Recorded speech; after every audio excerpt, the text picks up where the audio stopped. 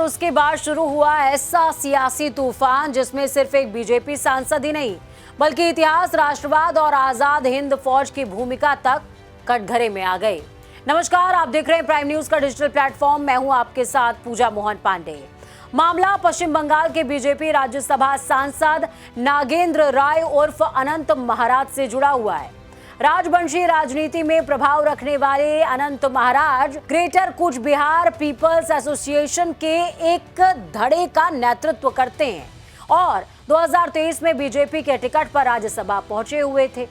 इस दौरान आपको ये समझना होगा कि अब उनके कथित बयान ने एक नया विवाद खड़ा कर दिया है। रिपोर्ट्स के मुताबिक अनंत महाराज ने नेताजी सुभाष चंद्र बोस को लेकर एक बेहद विवादित टिप्पणी की। उन्होंने सवाल उठाया कि क्या नेताजी के पास आजाद हिंद फौज को संगठित और नेतृत्व करने की क्षमता थी। और इतना ही नहीं, आईएनए के चरित्र और उसके इस्तेमाल को लेकर के भी सवाल उठाए गए हैं।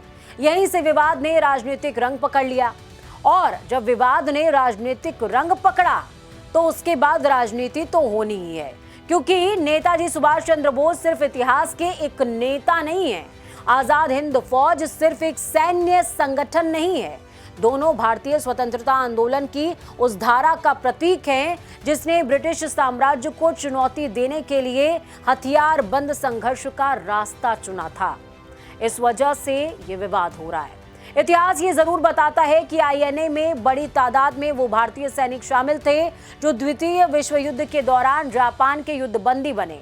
शुरुआत में मोहन सिंह के नेतृत्व में आईएनए का गठन हुआ और बाद में 1943 में सुभाष चंद्र बोस ने इसका नेतृत्व संभाला। आईएनए ने जापानी सेना के साथ मिलकर ब्रिटिश भारत की सीमा पर अभियान चलाया और इम्फाल कोहिमा मोर्चे तक पहुंच गए। यानी आईएनए की कहानी को केवल एक लाइन में ब्रिटिश सैनिकों की फौज या जापान की मदद से बनी सेना कह देना इतिहास की पूरी तस्वीर नहीं बता सकता। आईएनए सैन्य रूप से अपने तत्कालीन लक्ष्य को हासिल नहीं कर सका, लेकिन उसका राजनीतिक और मनोवैज्ञानिक प्रभाव बिल्कुल अलग था।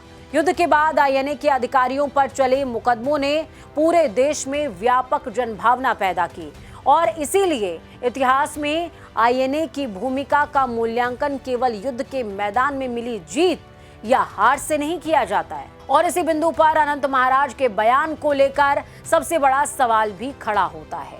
क्या इतिहास पर सवाल उठाना अपराध है? बिल्कुल नहीं, बिल्कुल अपराध नहीं है। आप जिस देश में रहते हैं बोलने का अधिकार है। इतिहास पर बहस हो सकती है।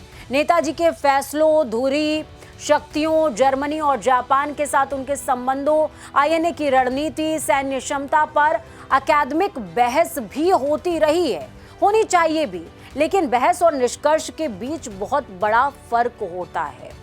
जब किसी राष्ट्रीय नायक के लिए वॉर क्रिमिनल जैसा शब्द इस्तेमाल होने की बात सामने आती है तो मामला सिर्फ राजनीतिक बयान नहीं रह जाता। ये सवाल उठता है कि उस शब्द का ऐतिहासिक स्रोत क्या है, किस दस्तावेज में, किस संदर्भ में इसका इस्तेमाल हुआ और क्या बोलने वाले ने खुद ये शब्द इस्तेमाल किया या किसी पुराने राजनीतिक संबंध का हवाला दिया है, उस संदर्भ का हवाला दिया है। अगस्त में अनंत महाराज की ओर से स्पष्टीकरण भी सामने आया था। उन्होंने खुद नेताजी को वॉर क्रिमिनल नहीं कहा था। उनका दावा है कि वो इतिहास और उपलब्ध प्रमाणों के आधार पर ये बात कह रहे थे और वॉर क्रिमिनल वाली बात जवाहरलाल नेहरू से जुड़ी हुई थी। यानी अब विवाद का दूसरा अध्याय शुरू हो चुका है। किसने क्या कहा, किस संदर्भ में कहा और किस इतिहास का हवाला दिया। लेकिन इस विवाद का राजनीतिक पहलू भी कम महत्वपूर्ण नहीं है। अनंत महाराज का प्रभाव सिर्फ एक सांसद के तौर पर बिल्कुल नहीं है। वो उत्तर बंगाल के राजवंशी समुदाय की राजनीति में एक खासा चेहरा है। बीजेपी ने उन्हें राज्यसभा भेजकर इस क्षेत्र में राजवंशी समर्थन को मजबूत करने की रणनीति अपनाई थी।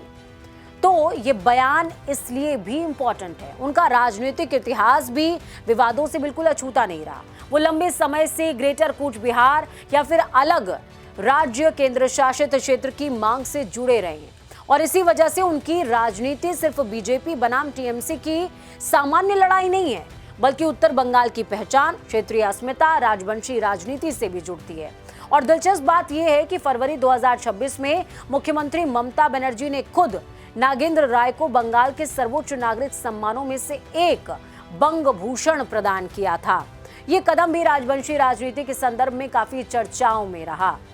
अब वही अनंत महाराज नेताजी को लेकर विवाद के केंद्र में हैं और ममता बनर्जी समेत कई राजनीतिक और सामाजिक आवाजें उनके बयान की आलोचना कर रही हैं।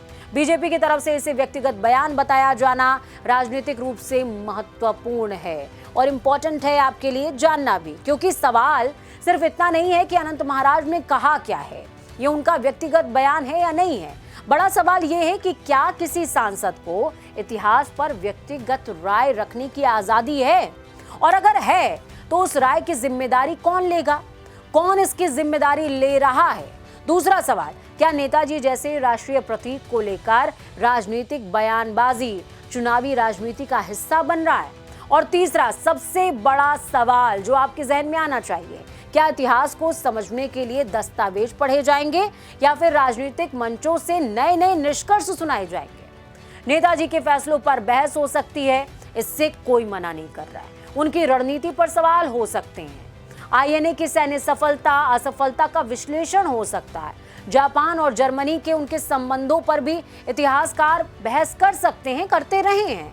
लेकिन इतिहास की बहस में सबसे जरूरी चीज है तथ्य, संदर्भ और प्रमाण, क्योंकि नेताजी का मूल्यांकन किसी एक राजनीतिक बयान से नहीं होगा और ना ही उनके योगदान को किसी एक विश्लेषण से मिटाया जा सकता है। इस पूरे विवाद की असली परीक्षा यही है कि क्या देश इतिहास पर गंभीर बहस करेगा या इतिहास को ही सियासत का हथियार बना देगा।